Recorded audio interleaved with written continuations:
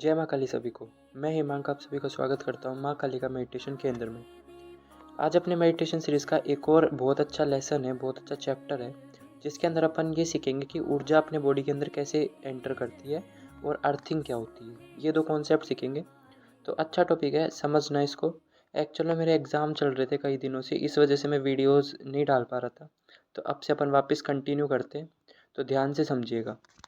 देखिए, क्या होता है, अपने जो हेड होता है, मतलब अपना जो ये सिर होता है, ये यहाँ पर 8 से 10 पोर्स होते हैं, छोटे छोटे।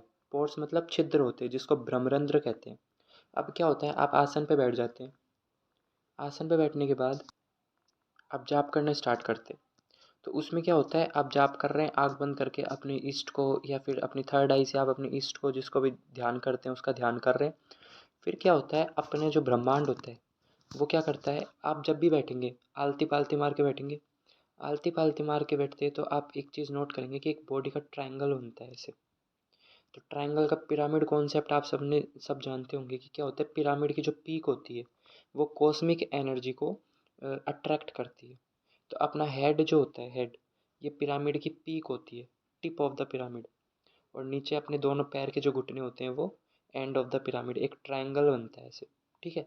अब क्या होता है, आप ये बात आपने सबने सुनी होगी कि अगर आप पिरामिड के अंदर कुछ भी रख देते हैं, जैसे इजिप्ट का कॉन्सेप्ट होता है कि पिरामिड के अंदर मम्मीज़ वगैरह होती है जो मतलब प्रिजर्व करके रखते हैं और वो ख़राब नहीं होती। क्यों? क्योंकि वो कॉस्मिक एनर्जी को अट्रैक्ट करके और उसको प्रिजर्व करते हैं। ठीक है।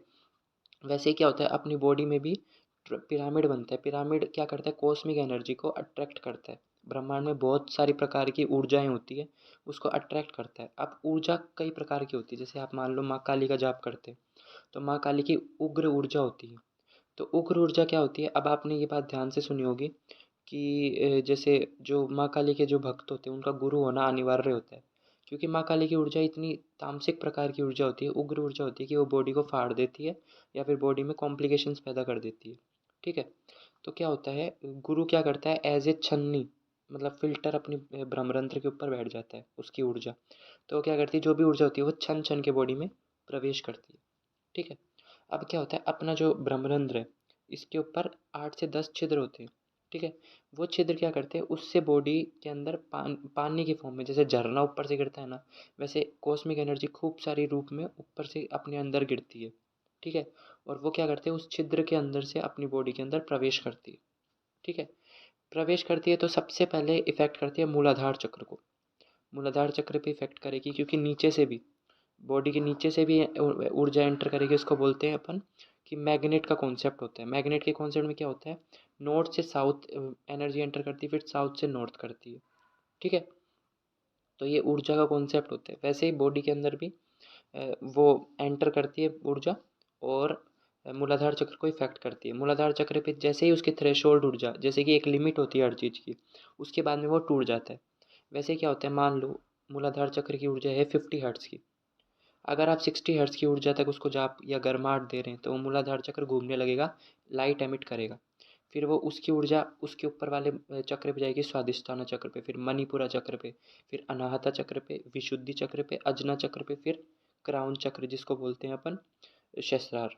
ठीक है, उस चक्र पे जाएगी। ऐसे क्या होता है, ऊर्जा का कॉन्सेप्ट होता है। ठीक। ऊपर से एंटर करेगी झरने की फॉर्म में, जैसे ऐसा कई बार ऐसा भी महसूस होता है कई साधकों को कि जैसे वो उनके ऊपर पानी गिर रहा है, अंदर से उनको ठंड महसूस होती है, हवाएं चल रही है, ऐसा महसूस होता है। ये सब ऊर्जा का कॉन्सेप्ट होता है। ऊर्जा अलग अलग प्रकार से, जिस ऊर्जा को आप याद करेंगे वैसी ऊर्जा आएगी। जैसे जैसे माँ काली की ऊर्जा होती है। माँ काली की ऊर्जा क्या होती है, गर्माहट पैदा करती है, तामसिक प्रकार की ऊर्जा होती है।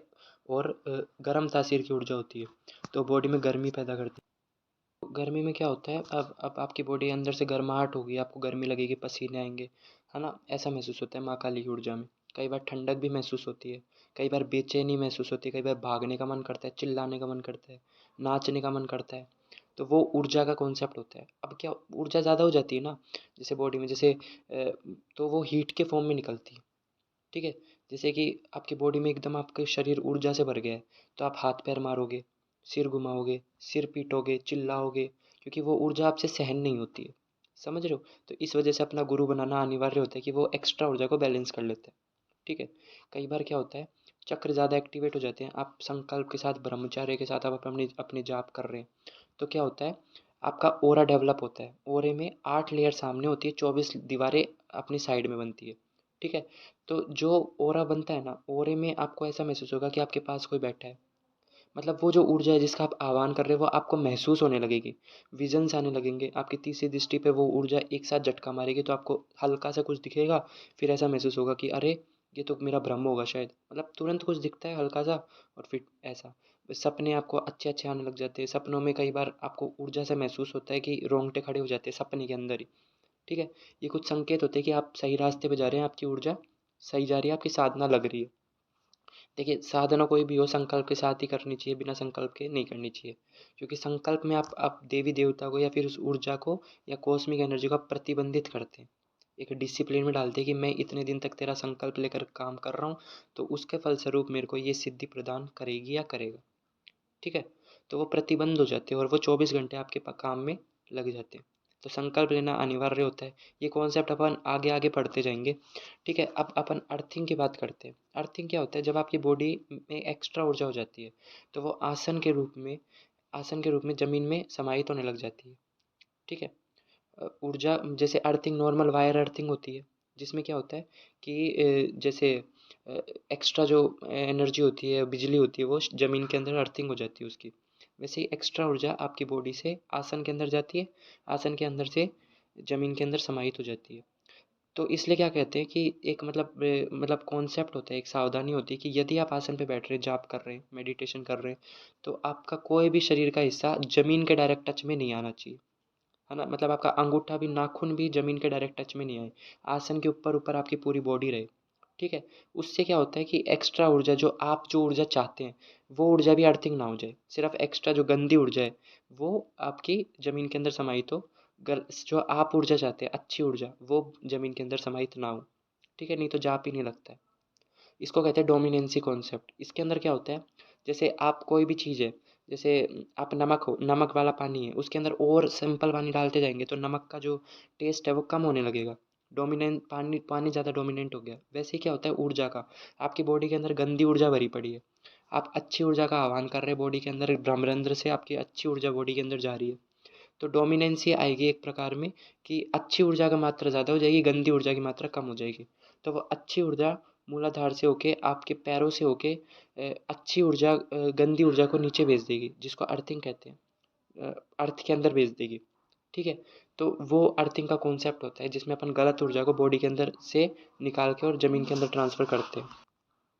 कई बार इसमें एक रेमेडी भी होती है जो माचिस की तीली से करी जाती है, जिसमें आप क्या करते हैं, आसन के नीचे माचिस का डब्बा रखते हैं। तो क्या होता है, जो गंदी ऊर्जा होती है, माचिस के डब्बे की जो तीलियाँ होती है, उसका फायर एलिमेंट होता है। तो वो फायर एलिमेंट क्या करता है, गंदी ऊर्जा को जला देता है, फायर में समाहित हो जाती है वो। फिर उस माचिस की डिब्बी को अपन निकाल के और वो तीलियाँ हैं उनको जला देते हैं, उनकी जो राख बनती है उसको पेड़ के अंदर डाल देते हैं। ऐसी कई रेमेडीज़ भी होती है, मैं आपको साथ साथ में बताऊंगा। लेकिन इस चीज़ को समझे, समरी यही है कि भ्रमरंध्र से ऊर्जा एंटर करती है पानी के फॉर्म में, जैसे झरना गिरता है वैसे।